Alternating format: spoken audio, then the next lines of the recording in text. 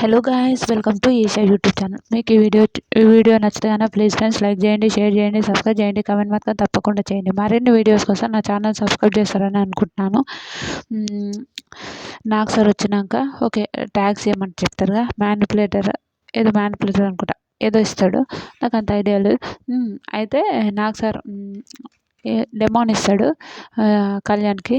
కళ్యాణ్ ఇచ్చినప్పుడు ఎందుకు అంటే, సార్ ఒకసారి జరిగినప్పుడు ఆ రోజు నాకు ఒకసారి అట్లా జరిగినప్పటి నుంచి అప్పటి నుంచి వాడు నన్ను ఏదో అర్థం వెరైటీగానే అర్థం చేసుకుంటుండు. బ్యాక్ స్టాపింగ్ అంటాడు, ఏదో అంటారు.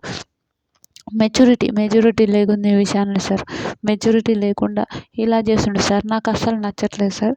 ఓకే, కరెక్టే, ఇప్పుడు కరెక్టే కాదని నేను చెప్పను, కానీ ఓకే మ్యానిపులేటరు అట్లాంటివి అయితే నచ్చలేదు సార్ నాకు.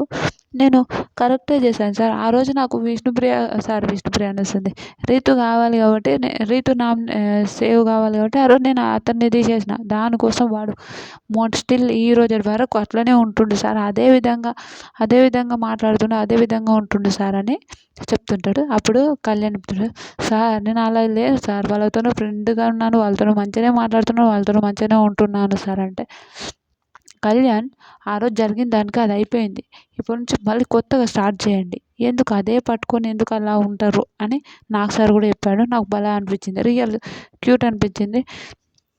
Kalyan is best, demon is best, ఇద్దరు చాలా చాలా చాలా బెస్ట్, ఇద్దరు బెస్ట్. ఒక మంచి కానీ ఈ చిన్న చిన్న విషయాల వల్ల వీళ్ళు గొడవలు మాట్లాడుకోకపోవడం. అవును, కళ్యాణ్ కొంచెం దూరం పెట్టిన వాళ్ళని, కానీ అట్లా ఉండొద్దు. వాళ్ళు మంచిగా ఉండాలని నేనైతే మనస్ఫూర్తిగా కోరుకుంటున్నాను. మీరేమనుకుంటుండ్రు?